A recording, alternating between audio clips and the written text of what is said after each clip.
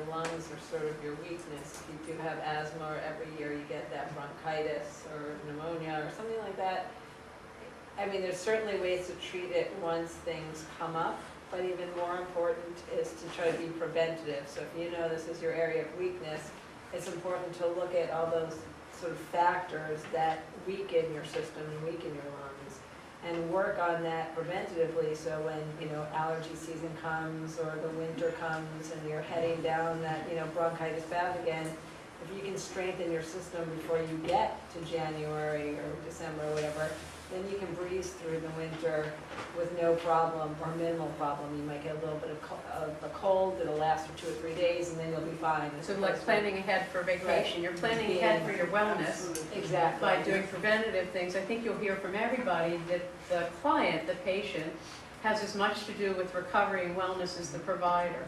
Right.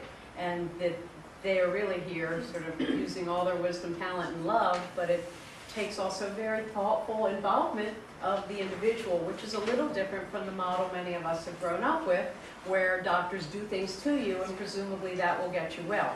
But more and more people are realizing they're not getting well, they're getting other illnesses. So maybe they go in for one thing and they get some pills and that thing goes away, but then they get something else that might be the result of the new medicine they're taking. So we really try to use very natural components and natural ingredients that don't do any harm, or that in some cases, like homeopathy, have absolutely no side effects whatsoever, even if you take a remedy you didn't need, because it's really an energetic medicine. So anyway, I just wanted to add that in, because I think what you're hearing so far, we've learned about relaxation, lifestyle, prevention, being conscious of what we're doing, what our tendencies are, even what our nature is like. If you know you're a very sort of excitable person, then you don't want to watch a lot of news. You don't want to watch things that really create the adrenal glands to sort of jag you all the way up and you experience exactly what you're watching. You know, people forget that what we're watching is not just nothing. The human system recognizes everything it sees as if it's really happening. So even though it's on the news, it's still happening to you. And because we're compassionate beings, we also take that suffering of what we're watching into ourselves, which is another piece of how do we live our lives so that we can really protect ourselves in order to be available in the fullest way we can to our family, our community, to where we work. Since I'm not a doctor, I wouldn't be in a position to make any of those recommendations, obviously, but conceivably, I mean, this whole issue of preventing and thinking ahead, I mean, it sounds wonderful, and it is the thing to do, but it's in practice very hard to do. It's hard for the human brain to do something now for something that's going to happen far in the future. We just don't operate that well in that realm. It's difficult. We really are creatures of short-term feedback and the results of our behavior. So one thing I might be able to help to do once you have a plan in place is to help you see how planning ahead really connects to the things that deeply motivate you as a way to sort of wake up the immediacy of this behavior change, to make it feel here and now, to help you use all of your conscious mind in a way that doesn't feel like you're just beating up on yourself. And I mean, it's very hard. It's very abstract. It's in the future. None of us are really that good at that. So I could conceivably think that that sort of thing. One thing, just in terms of what you're saying, sometimes you have to step out of yourself and think about, okay, well, how do I treat my car?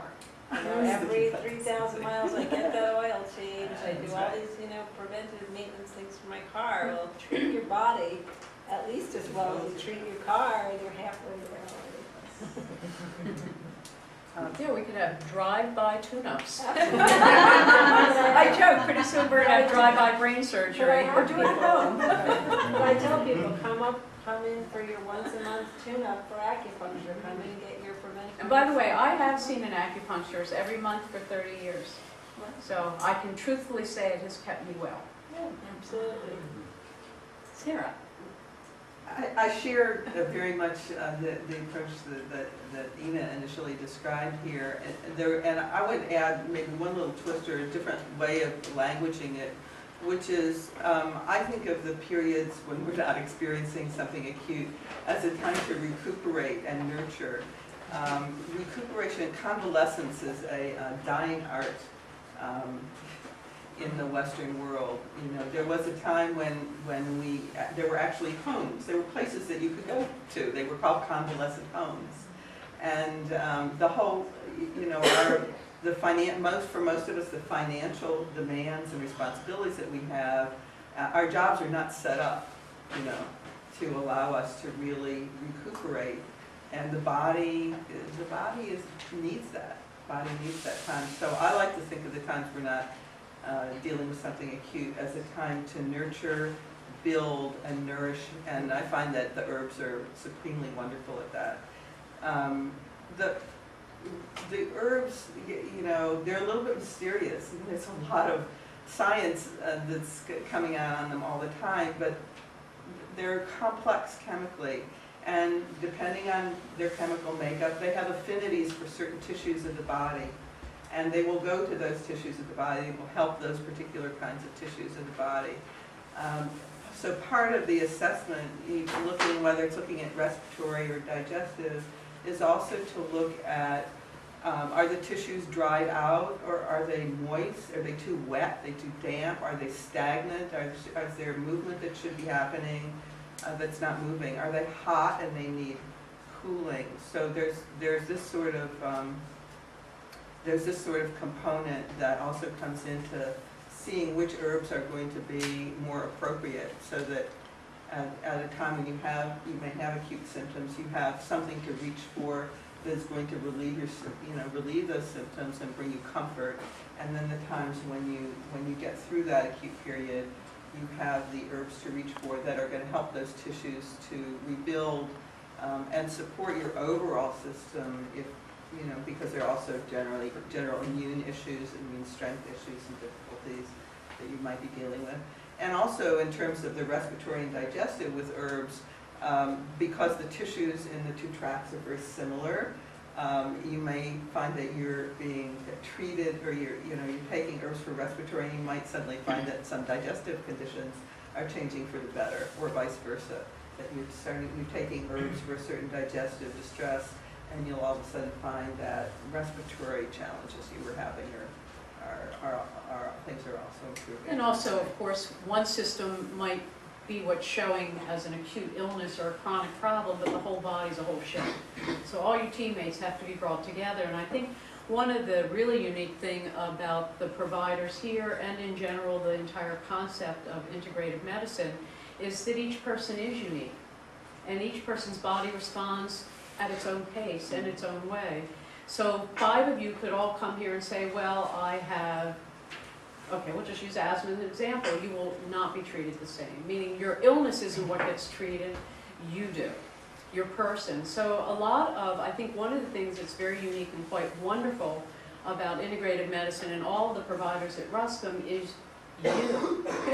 You are the one that lives in your body. They listen to what you say. They're not here to tell you what you're feeling. And that is really a very traditional, classic way of healing.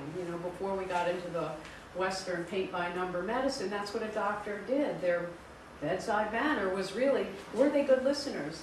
Did they value what the patient was saying? Most patients can describe very unique sets of symptoms that only they will know because it's only inside their body. So all of the providers here, regardless of the modality that they offer, value your story and listen very closely. And I think that relationship, which is a loving one, not just a clinical one, has a great deal to do with the healing journey. I mean, I always say that illness is the way our body gets itself well.